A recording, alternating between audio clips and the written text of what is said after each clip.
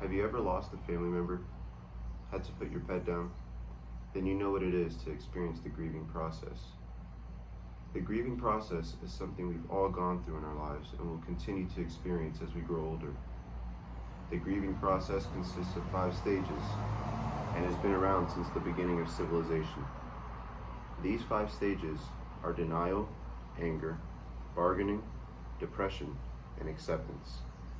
First, let us examine the first stage of the grieving process, denial. Denial is defined in Merriam-Webster as the refusal to admit the truth or reality of something.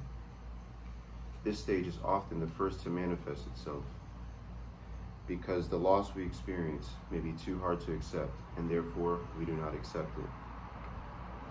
Being in this stage of denial is confusing and makes us feel numb to the rest of our emotions and rationale. I, like many of you, have experienced this stage of grief in my life. It was only 4 months ago that my cousin passed away, leaving us in shock and disbelief. It was hard for me to believe that this was possible with the randomness of it, but over time I was able to accept the reality of the loss. I felt the numbness and shock that came with experiencing such a great loss, and with the grieving process, it helped me get through it. The second stage of the grieving process, anger, a well-known emotion, one that many relate more to being mad than grieving. Though grieving often produces the most raw form of anger, in my opinion. In the book On Grief and Grieving by David Kessler and Elizabeth Kubler-Ross, they dive into the meaning behind anger, especially anger fueled by grief. This form of anger is generated from the pain we feel from having gone through such a serious loss in our lives. They state about anger, a connection made from the strength of anger feels better than nothing. Anger is just another indication of the intensity of our love. So it is okay to feel angry when we experience a painful moment.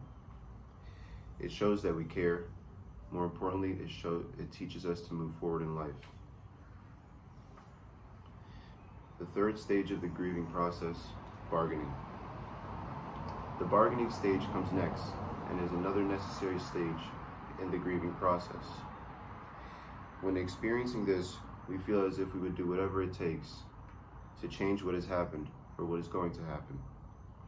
We ask for forgiveness, that we would never do wrong again if it wouldn't be this way. Kessler and Kubler-Ross state, guilt is often bargaining's companion. The if-onlys cause us to find fault in ourselves and what we think we could have done differently. We shouldn't live in a world of what-ifs and if-onlys because we hold no control over these situations, and it isn't our fault that these losses occur. What we can do is cherish the memories of those we love and be the people that they would want us to be. The fourth stage of the grieving process, depression. Once bargaining subsides, we start to come to terms and redirect ourselves toward the present. Here in the present, we are met with the effects of our loss and how it makes us feel.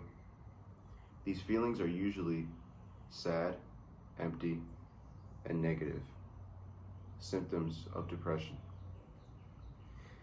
Being depressed makes us not want to achieve what we set out to do. It's as if a weight has fallen on us and we cannot find the strength to carry on. Though this stage is one of the hardest stages to go through, it is completely normal. Again, Kessler and Kubler-Ross state, to not experience depression when a loved one passes would be unusual. Having this feeling is one more stage in the grieving process.